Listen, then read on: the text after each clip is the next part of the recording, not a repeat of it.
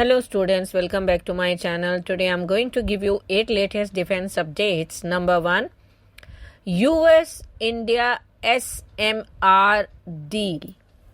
The Center for Information Strategic Studies, a prominent Pakistani think tank, has called on the Pakistani government to oppose the recent approval by the US Department of Energy allowing Holtec International to transfer small modular reactor technology to India. The decision, announced in early 2025, enables India to design and construct advanced SMRs, raising concerns in Islamabad about the potential military implications, particularly for India's nuclear submarine program. SMRs, compact nuclear reactors with a capacity of up to 300 megawatt, are designed to diverse applications including electricity generation, industrial use, and marine propulsion. Their smaller size and modular construction make them ideal for environments requiring high efficiency and limited space, such as submarines. The CISS argues that this technology transfer could significantly enhance India's ability to develop more efficient reactors for its strategic submarine, ballistic, nuclear, and nuclear powered attack submarine programs, thereby strengthening its naval deterrence and power projection in the Indian Ocean region. Next, IAF seeks expertise for Mi-17 main rotor blades. The Indian Air Force has issued a call for private sector companies to design and develop indigenous main rotor blades for its fleet of Mi-17 helicopters, a workhorse in its rotary wing operation. These helicopters, available in variants like the Mi-17 V5, serve critical roles in troop transport, disaster relief, and combat support across India's diverse terrains.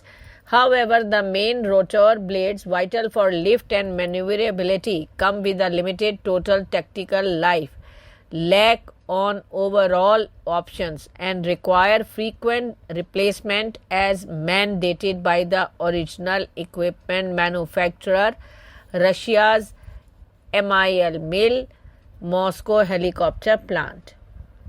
Next, ships with advanced propulsion systems. In a significant boost to the Indian Navy's modernization efforts, German engine manufacturer MAN Energy Solutions has secured a contract to supply advanced propulsion packages for the 5 new fleet support ships. The deal, signed with HSL, that is Hindustan Shipyard Limited, underscores India's commitment to enhancing its maritime capabilities with cutting-edge technology. Announced on April 15th, this contract marks a milestone in the Indian Navy's journey toward self-reliance and operational excellence.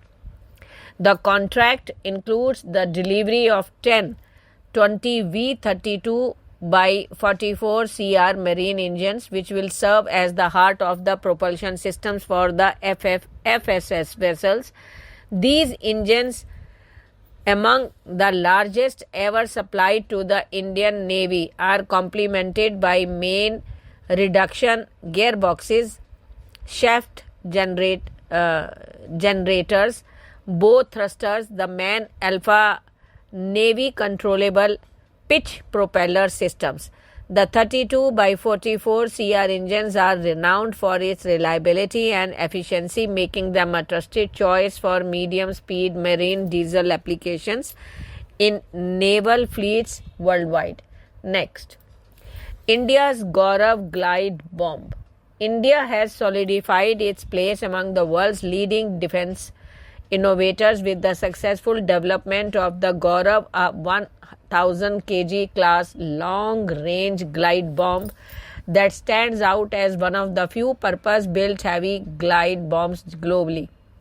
Designed and developed by the DRDO, Gaurav combines advanced GPS-guided precision with an impressive 100-kilometer range, setting a new benchmark for India's indigenous defense capabilities. Conducted between April 8th and 10th, its recent trials from a Su-30 Mki fighter jet demonstrated pinpoint accuracy, marking a significant leap for the Indian Air Force. Unlike most glide bombs, which typically fall into the 500 kg category due to the aerodynamic and structural complexities of heavier designs, Gaurav's 1000 kg payload places it an elite class. Its closest counterpart include the US-made Joint Direct Attack Munition Extended Range and Israel's Spice 2000, both renowned for their precision and extended reach. However, Gaurav's fully indigenously development involving DRDO's Research Center Imarat Armament Research and Development Establishment and industry partners like Adani Defence and Bharat Forge underscores India's growing self-reliance in cutting-edge military technology. Next, should GTRE acquire Boeing 747 as a flying testbed? India's quest for self-reliance in aerospace technology hinges on the successful development of indigenous jet engines, a domain where the Gas Turbine Research Establishment under the DRDO has been striving for decades. The Kaveri engine program, its successor Kaveri 2.0, and the ambitious Advanced Medium Combat Aircraft, that is AMCA engine project, are pivotal to reducing India's dependence on foreign engines. A critical enabler for these programs is a dedicated flying testbed, a specialized aircraft used to evaluate engine performance under real-world flight conditions.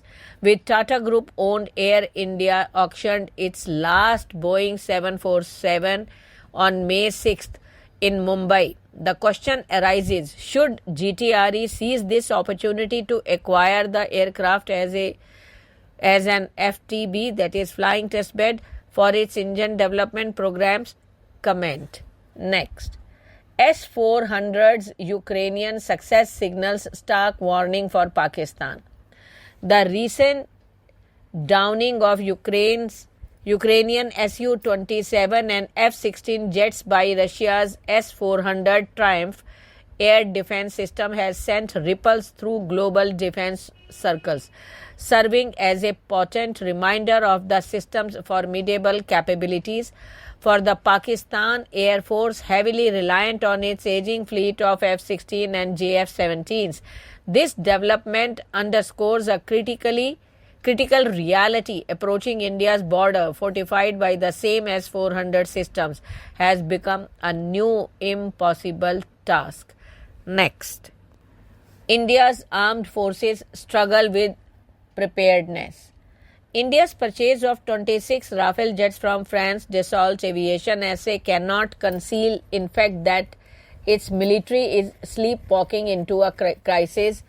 Strategic indecision and an addiction to short-termism have left its armed forces unprepared for the challenges ahead.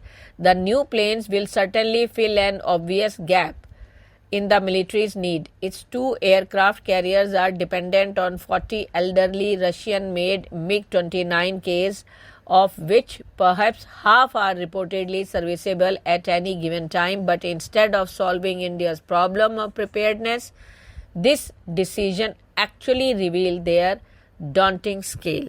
Next, Joint Military Exercise Dustlik 6th begin at Pune. The 6th edition of India-Uzbekistan Joint Military Exercise Dustlik 6 commenced today at Foreign Training Node on Pune.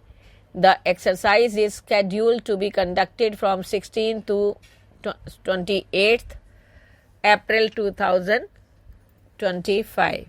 Thank you.